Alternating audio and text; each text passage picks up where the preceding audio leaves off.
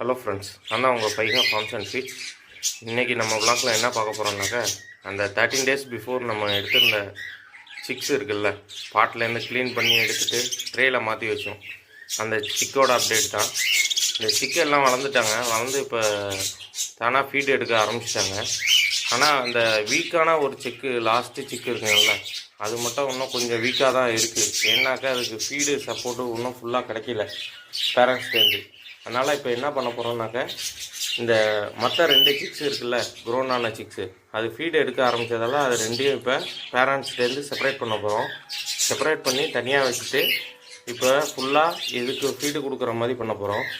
இந்த பேரண்ட்டும் வந்து அடுத்த கிளச்சுக்கு ரெடி ஆகிக்கிட்டாங்க. இன்னும் பானையும் கட்டலை.